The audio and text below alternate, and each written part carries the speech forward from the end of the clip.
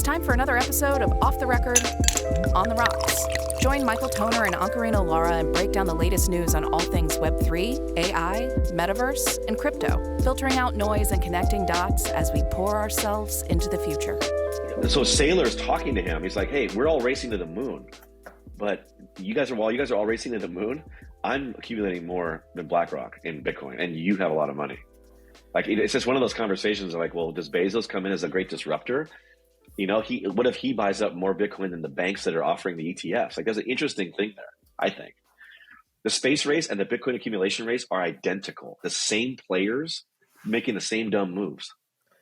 Yeah, I mean, it's a really interesting take because we talked about the NASA Odyssey space race. We know the players with Elon and with Jeff Bezos, with Blue Origin. I'm with you that, yes, all these guys are they're in the accumulation phase. I also feel like the private citizen component of a lot of what we've been talking about in the past couple episodes, and I don't know, we covered former Treasury Secretary propping up the New York Community Bank. And that's just another example of like, what? This like sort of private citizen getting involved in financial markets with $1 billion. I think we did talk about that last time, but it's just this, it is really interesting right now in the overall geopolitical sphere.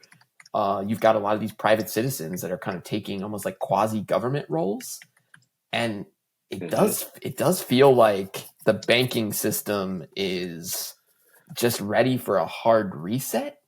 And that flight into Bitcoin, while it happens at the halvening, would be really convenient if like the dominoes in the bank started falling then, because then the flight to security into Bitcoin and the parabolic movement in the cryptocurrency space would seem justified to the American people or to the global community. Oh, exactly. Like, that makes sense. That's exactly now. The narrative. It makes total sense. Like, no one knows that we talk about how many billions are moving into the Bitcoin ETF. Billions. We know, you know, I know, and I think most of our listeners now know, you know it, I know it, the American people know it, is if you 2 years ago, 3 years ago, or just 6 weeks ago, before there was ever a thing called the Bitcoin ETF, if there were billions moved into Bitcoin, the price of Bitcoin would have so gone parabolic, we wouldn't even be looking backwards anymore. We would just be looking out the window on our rocket to the moon. But the ETF absorbs all the energy to keep the market on a slow climb. So like to your point, the halvening is coming right around tax day. Who's also loading up on institutional Bitcoin? Gosh, it seems like everybody, including BlackRock and Fidelity and whatever, who are all arguing as to who has more. Michael Saylor, who's arguing who has more. Michael Saylor is calling his billionaire friends and telling them they need to get more.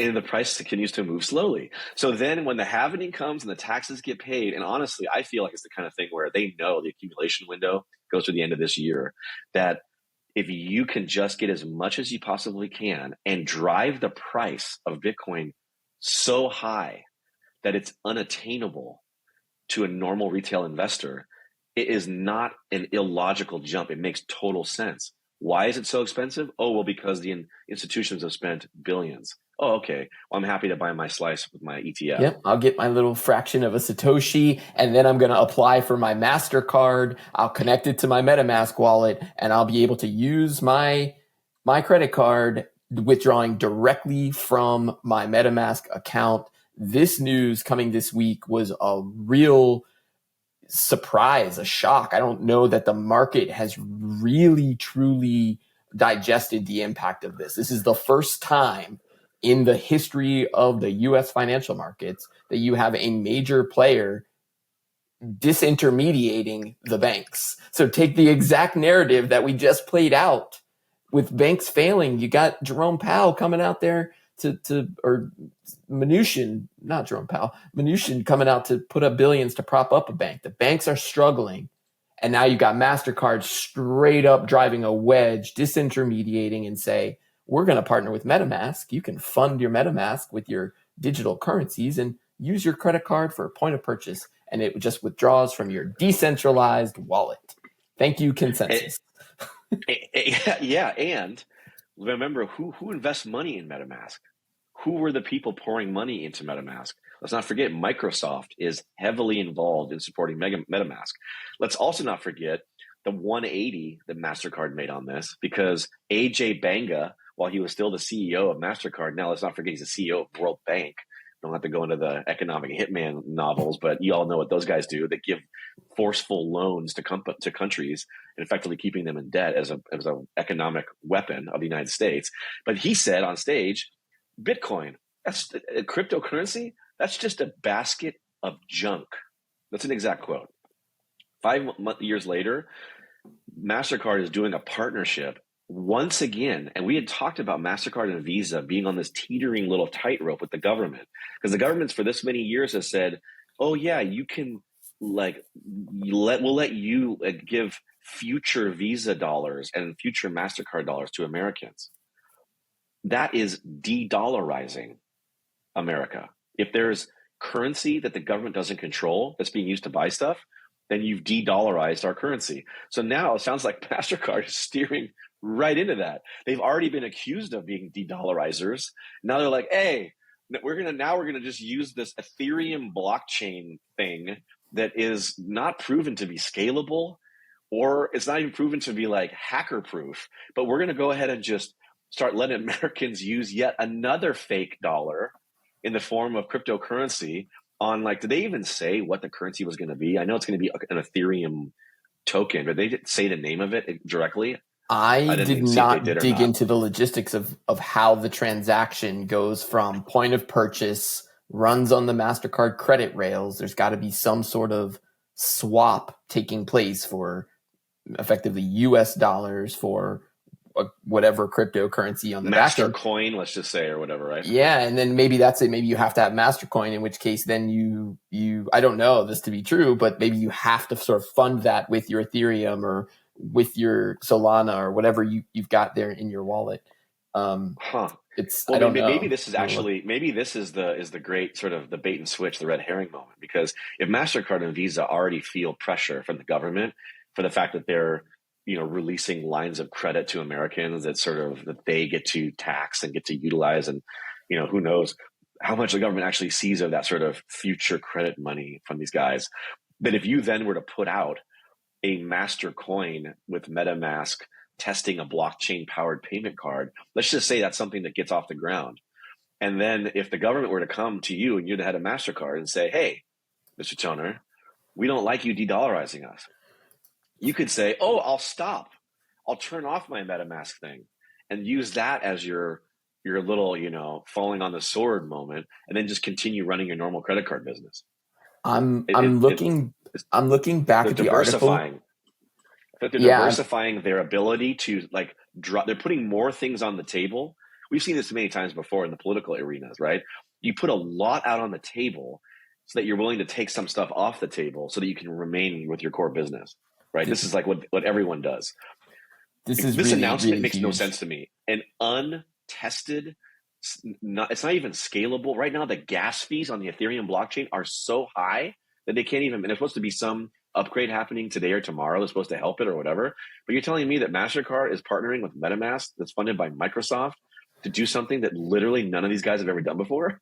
I don't know if it's Ethereum, so you're talking about fees, but I'm looking back at the article. The MetaMask MasterCard payment would be the, quote, first ever truly decentralized Web3 payment solution. I mean, that's a big, bold statement. I don't know that that's true, but I think the way I stated it of like the first mainstream financial institution to step into decentralized Web3 payments. Yes. And then to your point, is it tested? Is it stable? I don't know. The article goes on to say that MasterCard and its rival Visa have been quietly courting public blockchain developer communities, including hardware wallet firm Ledger, as well as MetaMask, which was reported. But there is an update to the article which says adds that banks, that's BAANX, will issue the card.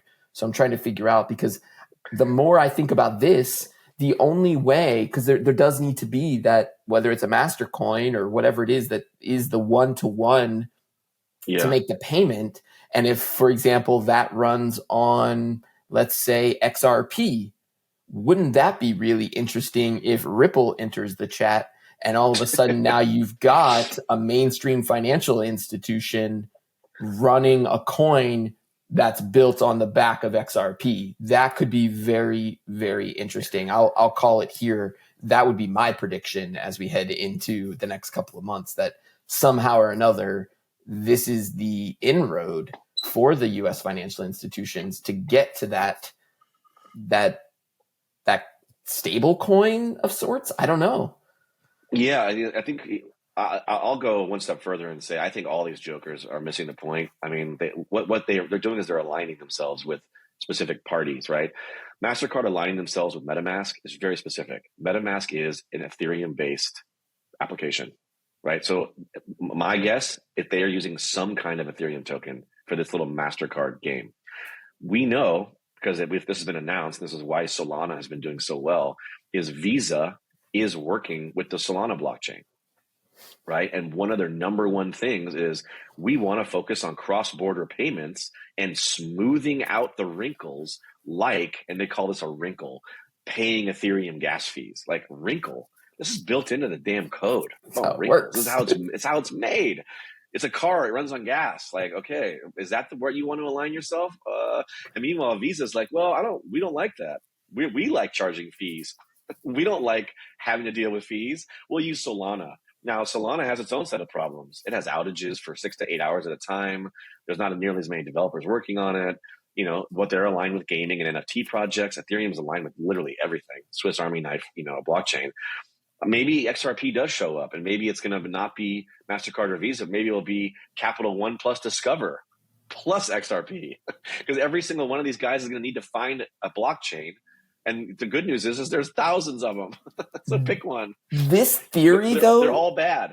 It lines up exactly with something we've talked about, of these little fiefdoms getting created between the brands, the on-chain, the financial institution. You got to have a coffee shop, a retail, a hardware company. Like, it literally is just a repeat of the alignment that these brands then create, these little fiefdoms. If Visa's now associated with Solana, if MasterCard's now associated with Ethereum and MetaMask, then the brands that are building on top of those networks have to then get aligned into those groups. And this is not unlike when somebody says, what's your email provider? Oh, I've got Outlook. Oh, I've got Gmail. Oh, I use Yahoo. It just puts you into that world inside of that protocol. Bring it back to email. We talked about this on one of these last episodes, but like, that is the great example of, you can use email across all these different fiefdoms, but you still got to pick one. You got to pick one of these fiefdoms. And I could see that being the case, that if I go down the MasterCard path, I'm going to have to fund it, and sort of in my operating system as a self-custody owner of my digital assets, I kind of going to have to pick one. Do I go down the ETH path for most of my daily purchases, and I use Solana when I'm going on vacation, and I pull out that card, I pull out my Solana card to pay for things over here, right? People do this in their daily behavior. Put it in the Web3 context. I think that theory that you just described is exactly what's happening. These brands are aligning. It requires their developers to work together to build the interconnected networks and systems that are going to allow for some kind of a decentralized payment mechanism. And you know what? Full stop. And then where are we headed? We're headed all the way back around to where we just were, because once the fiefdoms are established, and once every single one of these separate banking systems have aligned themselves with a blockchain and all the various protocols that you just defined, then there's going to need to be some weird horizontal layer of settlement, because there's going to need to be cross-chain swaps, and there's going to be recognition of value, and what's one master coin equal one Discover dollar or whatever. And then you're going to now introduce a perfect opportunity for a regulatory body. Let's not call them the automated clearinghouse. Let's not call it something else. It's going to be something really new and cool and fancy. Maybe Fed Now. That sounds great. That sounds here and now. And we're gonna be the ones who resolve it all, and we'll make you wait to resolve it. It won't be 3 days, might be 3 hours, 3 minutes, 3 whatever's. But now we're gonna observe everything. So it makes total sense to me. And look, I wear it every day. What should it be? They should be developing, and every one of these banks we just talked about every one of these businesses we just talked about should be developing on the Bitcoin blockchain. It is tested. It has tried to have been hacked for over a decade. Everything that we just described on this show, people don't get this. Let me just make it really clear. From NFTs that run on the Solana blockchain, to the video games that run on the Avalanche blockchain, to the MetaMask that they're going to partner with Mastercard for the Ethereum blockchain, all that stuff that I just described can be done on Bitcoin. But no one wants to do it on Bitcoin because they want to own it. Ownership, come back to that. Bitcoin handles all of it. Might be a little clunkier, a little harder, take longer to do, but it can be done. Why does everyone go to these other companies to do it? Because there's a human who answers a phone and I can yell at them to hurry up. So now we're in a situation where everyone's going to build their fiefdoms. Whoever has more money, whoever can yell more is going to get there faster. But then you pave the way for the government to say, look at all the innovation.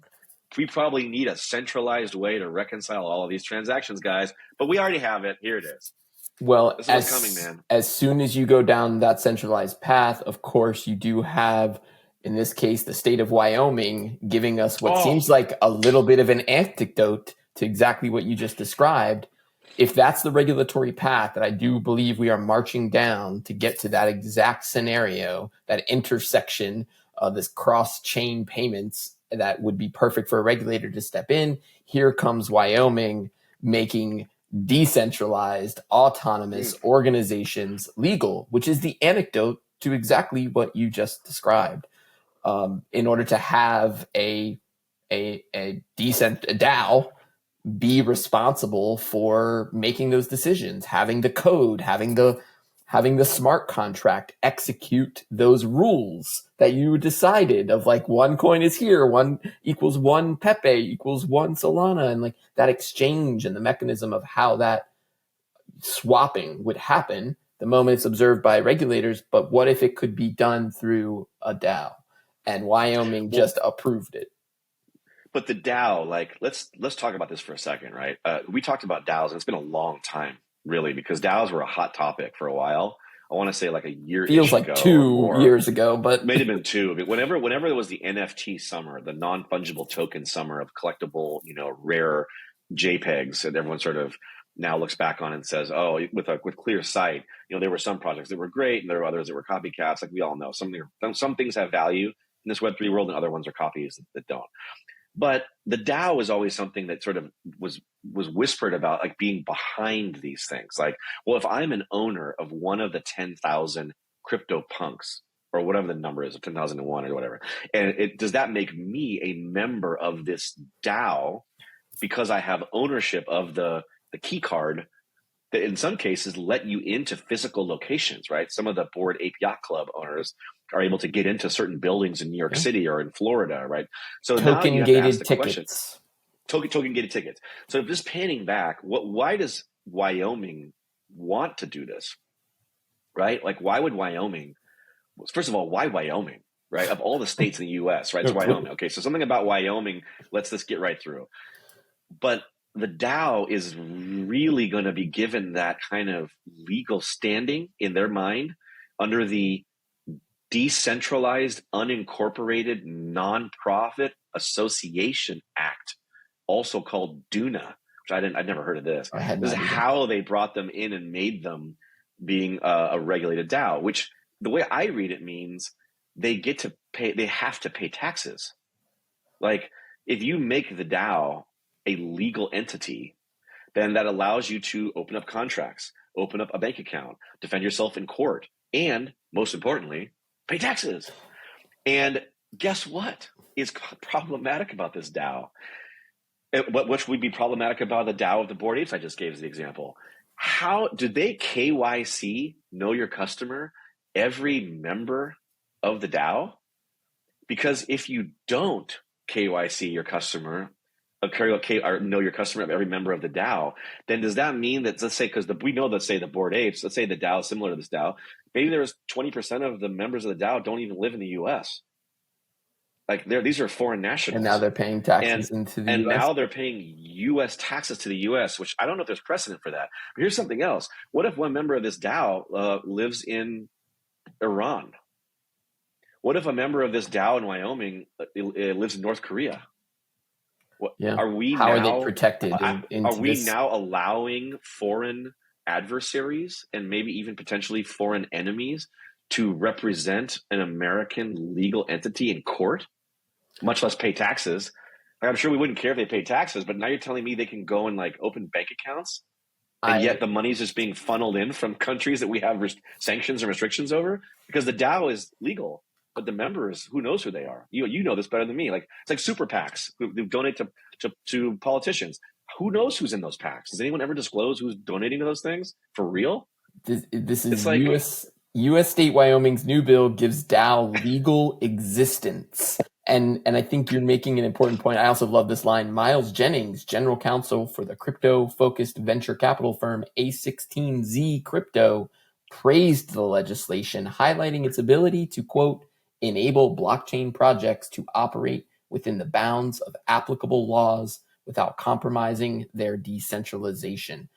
It's really interesting too. I caught Gary Vaynerchuk went on CNBC the other day talking about VFriends. He's partnering with a toy maker. I know you're not a huge fan, but he straight up said, he was like, once I get clarity on what I'm allowed to do with the NFTs, because he's got 10,000 holders of his VFriends project who are effectively fractionalized owners in his IP, in this brand, and he would love to be able to reward them for that, to have it on-chain transactions, to token gate things, to have them vote, to have them perhaps build on the IP and make a business that then has to pay taxes off of the IP that it generates revenue from. Like, that's the scenario where I see this DAO legislation, NFT, that you're right. We haven't talked about DAOs in 2 years. You did call at some point it was going to have to re-enter the chat because we need clarity. To answer the question that you just said, if it allows them to operate and maintain their decentralization, that must come with risks. Well, and so just to take that one step further, we can move on, is that last point from Miles, the counsel, is the most critical one. Now, everyone likes to obfuscate. Everyone likes to control the narrative, but then obfuscate portions of the narrative. And part of the narrative that's being obfuscated here, which is critical, is Miles is being listed as coming from A16Z Crypto, which, if you know code language in our world, that's not just some random little crypto firm that happens to be in Wyoming. This is Andreessen Horowitz, one of the most powerful venture capital firms in Silicon Valley, who's responsible for powering, everything from parts of Facebook to Twitter to whatever. You're talking about the original OG guys investing in stuff. So it makes total sense. Like you said, if Vaynerchuk's worried about what he's going to do with his 12,000 plushy NFT owners, then every single project of every decentralized anything in the country is worried about having Gary Gensler and the SEC show up and knock on the door and say, oh, hey guys, sorry, you're out of compliance with these regulations. But now Miles and the Andreessen Horowitz team is going to say, oh, no, Gary Gensler, we actually do have coverage and precedence because we have approval. Pick your state, Wyoming, North Dakota, Colorado, whoever these courts are that are amenable to these arguments. They're the ones who gave us legal existence, which means that everything that we're doing as a DAO is legal. And if you'd like to ask us about it, well, please call up all of our fancy people and lawyers, and then you can take us to court, and then we'll answer your questions. But no, when you send me a thing in the mail saying I owe $1.2 million in fines because I did a crypto project and talked about it in a way you didn't like on the internet, I'm not paying this. I'm going to throw it out in the trash. You can send a letter to our head of our DAO, and then we'll talk to you. They're protecting themselves for what they know is coming, which is massive amounts of crazy regulation we haven't even seen yet. We haven't even seen it yet. It's only been the major exchanges that have been taken down. We still haven't seen Tether coins getting gone after, and not NFT projects, really. So this is interesting. This is a cover your ass moment. And I just have to ask the question. The federal government cannot uphold this, because as soon as you just tell anybody that one of the members of the DAO can be a terrorist, well, Elizabeth Warren is not going to be okay with it. And so is the entire Democratic arm of the Senate. So this thing feels like one of those quick little early wins, blips on the radar, but ultimately it's going to get washed away. They don't know what they're doing with this DAO stuff. They're just playing with fire. Yeah, it does seem a little bit dangerous to me, for sure. My guess is that Mark Andreessen probably has a nice big house over there in Wyoming, and this is how you get that legislation passed in that particular state. When you said what's special about Wyoming, that was my first guess. He is. Yeah. So he's a fly fisherman. He likes going to the Tetons. Like, well, who doesn't like Wyoming? You never know. Wait, isn't actually Wyoming where they do have? Was it Wyoming? It is. Yeah, Wyoming's where where they have that offsite. The Fed meeting. Yeah. The Fed meeting was in Wyoming. The Fed Now meeting, right? Yep. Oh my God, I can't believe it all came back to Wyoming. Who could have thought? They're all just cowboys. The Jackson Hole Economic Symposium. Yes, that's it, Jackson Hole. The Federal Reserve Bank goes to there. Oh my God. The fix is in, man. All roads lead to Wyoming. It's been in. Get your fly fishing poles out, ladies and gentlemen. Let's head out to Isn't Wyoming considered a swing state in the 2024 for some obscure reason? Like maybe this lines up even crazier than we think. Maybe this is actually critical for a political play. I don't know. Now I'm going to go deep on my Wyoming history. Yeah, get in there. Let me know what you find. I'd say the other things we want to get to, we've got Microstrategies, BlackRock. We got BTC hitting all-time highs. I mean, we're halfway through the show here, and we got to get a shout out for new all-time highs. I mean, it's wild. What a ride. Did you think it was going to go past 70, 72 as quick as it did? I mean, again, this happening. Is it priced in already? It kind of feels like we're on a steady march. And we are on a steady march. If you look at like the weekly charts and you see these tops and bottoms that are like straight up, God candle up, God candle down, and it just like hits the Fibonacci mark on the top and the bottom, and it's just like, oh my gosh, So no, I didn't expect it to go up that high. I'm also, enjoying the meme coin market at the moment, which is it's just crazy to me to have felt like I was early last time, but then this bull run feeling like, oh, I know what I'm doing this time. I know how to play this not game. Financial advice for our listeners, but Ethereum, Solana, Avalanche, Shiba Inu, Pepe, that's a range. Polygon. That's a range of actual legit projects to just straight memes. Look, not financial advice, but we have been buying bags of meme coins and crazy altcoins for months. I mean, I've been doing it since last year. And guys, when Bitcoin goes up, it is a rising tide, and all the trashy little coins kind of come up with it. And granted, they're not going to stay up forever, but if you have some discipline, you get some of the little altcoins, they're going parabolic on like an hourly rate. And you just pull some money out and just do a transfer in your app of choice to say, I want to convert my weird coin into Bitcoin or Ethereum.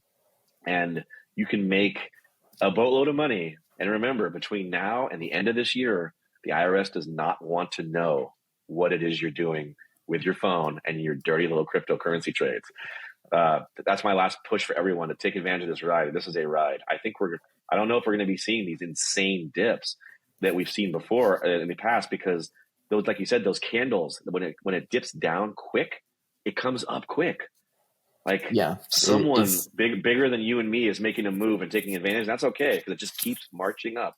Well, we know, I don't know if we just talked about this or not, but we talked at the top of the show, Michael Saylor calling his friends to tell them to buy Bitcoin, but he's also straight up, trying to, or has accumulated just as much or more than BlackRock.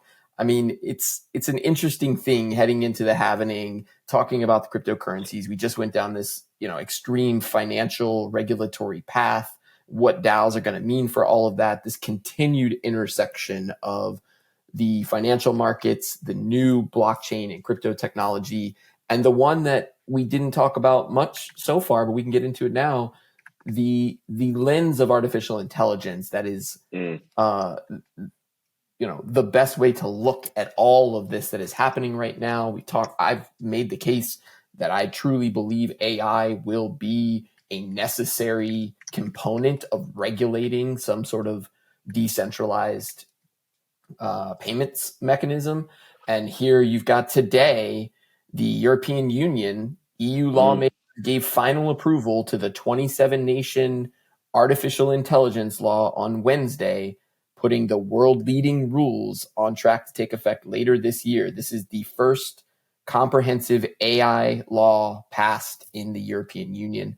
today, ladies and gentlemen. And I'm telling you that Gary Gensler video from his office hours last week, from the press club 6 months ago, when he said AI is the existential credit, we called it here. What's the thing that the EU is best at is exporting regulation. What are the regulators going to need the moment this thing hits a fever pitch with Bitcoin and the scammers come out and the meme coins go wild? You're going to need rules around AI that allow the regulators to do that regulating that you talked about when that layer gets created. So take me through. What's your thoughts, EU AI law? So yes, we've seen this many times. If you guys don't remember, the EU was pretty prolific in putting out regulatory guidelines around what should likely be an ETF model. How are we going to use an exchange traded fund product for crypto? The EU was, I want to say this was last summer, maybe, that came out, if I remember correctly. Remember, we were talking EU ETF legislation, and then having that meet. So sorry, my webpage is playing audio in my ear so loud. I got to close that article. We produced this when we were talking about aliens. We're talking about alien technology in American courts. And then here comes the EU with the ETF thing. So now here we are talking about, Bitcoin's at an all-time high. The timing of this release of AI guidance, it's not coincidence. The AI rules that they're talking about are in categories. Everything from what would be generative AI to how does an AI act affect other parts of business. They're using a risk-based approach, which just sounds to me like, triage on a battlefield. Like, we're going to try to basically just play whack-a-mole against all of these crazy things. They're calling out by name the AIs. So what is OpenAI's ChatGPT-4 risk profile versus Google's, what are they called now? Not Bard, a Gemini now, versus what Elon Musk's Grok. I mean, we talked about fiefdoms and flavors of metaverses. We just talked about that again with blockchains and banks. Now we're talking about it with AI. There is going to be a German AI, a British AI, a French AI. American might have 20 American AI. Who knows? But everyone's going to have a centralized way of managing all the AIs, which once again, the EU loves it. We love it, because then the American government can step in and say, hey, you guys do your innovating, but we'll make sure we have a backdrop of good regulation to make sure the AIs are all behaving. I'm going to just America 101. Pull back the hypothesis that I made and the connection that I pulled back 20 minutes ago when I was talking about email and protocols and how you have Yahoo and Outlook and Gmail and you got to pick one. I mean, when you talk about every country is going to have an AI and there's 5 of them to choose from here, and all of a sudden you need a mechanism you need a protocol so that everybody can have an AI, and it doesn't run on an open protocol right now, but you're going to need a protocol to measure the things it outputs, the things it generates, the things it creates, the value that it manufactures will need to be on chain, and AI will be the way that you evaluate, that you regulate, that you go through that massive pile of transactions. Yeah, and the parallels here, I mean, we were joking about space race and Bitcoin accumulation, but the parallels here that I see between Bitcoin and the spot Bitcoin ETF and with the way the AI is being approached are just perfect mirrors of one another. When I say that, if we believe that without a spot Bitcoin ETF, you infuse billions of dollars into Bitcoin, Bitcoin will go parabolic to where suddenly we're talking $500,000, $1 million a coin. And while all the banks want that, they want to control how that goes up and at what rate, right? We don't want you swinging 80% up and down every day. We're going to lose confidence. Let's make it nice and slow and steady. Okay, so similar is AI. Without the government coming, and this is governments, right? We're talking about EU, but President Xi Jinping from China, he's proposed all kinds of measures because he's talking about AI, which applying to like photos and videos and deep fakes for all the people inside of China, all that kind of how it screws up their entire system of recognizing who's a citizen, blah, blah, blah. Then you have, the United States when Joe Biden coming out, Gensler's talking about the black box algorithms, financial markets. Like everyone has their, the sky is falling chicken little hat on some way, shape, or form relative to their country's issues and needs. So when all these countries get together, it's like, well, let's create a spot Bitcoin ETF sort of version, a spot AI ETF, where we basically slow down the rise of AI. Let's keep it. We're just growing a little by little by little. We're not trying to boil the ocean. China's going to scoop out some water and deal with deepfakes of citizens. Okay. The United States is going to pull some water out and deal with SEC violations. UK is going to deal with it. Everyone's going to have their little focus area, and it's going to bear down with regulation. I want to say there was even a proposal for a global governance AI initiative for fair and safe use, or some crazy acronym that's being proposed that everyone should have like a League of Nations against the Legion of Doom. Like a DAO that allows every country. That's right. So I just think there's going to be this great effort, which so far, I think will be successful, is that they're going to smooth out and slow down the innovation. It's going to be painful to watch because we're going to hear arguments out of one side of one person's mouth about somebody cheating on an essay in class, writing with some chatbot, to like how my identity was stolen and all of my money is gone because an AI deepfake impersonated me at the bank, and there's everything in between. And the government's going to just say, "Hey, it's cool. We're going to slow it all down. We slow got down this. Who has access to it? We got rules. The UK gave us rules, guys. We got this."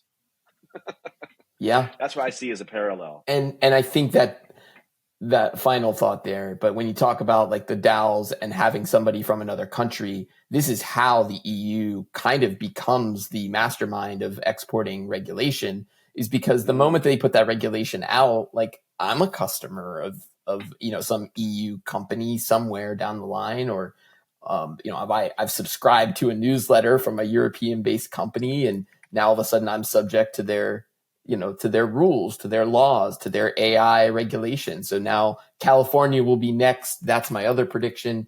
Watch for what happens. Or maybe it's Wyoming, although it seems like they're taking the crypto route. I would see the AI regulation. If we know they already got through all the unions, they got through Hollywood.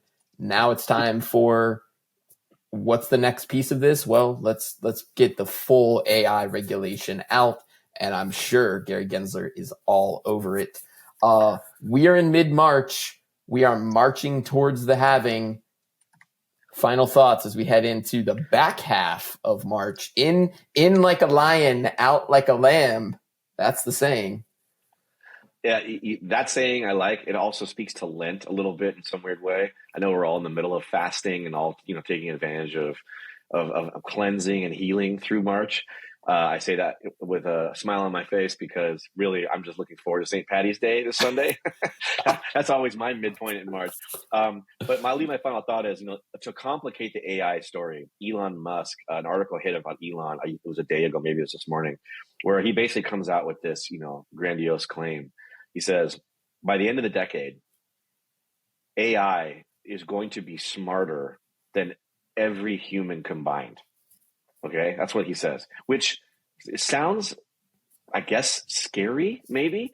But I say that, but this phone that we hold is actually smarter than probably more than half the people I know, and I respect those people. So to say that AI is somehow smarter than everyone, like if it's not smarter by next year, I think it's shitty AI. Like end of the decade, this is smarter than the last 5 million people who have passed away on this planet. This is smarter than all of them. So what does that even mean when you say that AI is smarter? I can tell you my kid's graphing calculator can do complex math way quicker than I can. So these statements are going to be this loud, bellicose roar of, oh my God, it's so much smarter than us, nuclear weapons, oh my gosh. But really, it's just going to be the whispers of regulators that are going to define things nice and slow. AI may be smarter than us, but we're going to regulate them and tell them they can't be. And they'll be like, okay, because it's AI. I don't know. I think it's going to be really wild. For me, let's see Bitcoin go to 80K by the end of March. And as we hit the halving, how about 100? Let's see 100 before the second half of the year starts. Let's go. I'll see you there, sir. We'll do it again next week. Great talking with you. Take care. That's all the time we have for this episode of Off the Record, on the Rocks. Join us next week for more news on all things Web3. Check, please.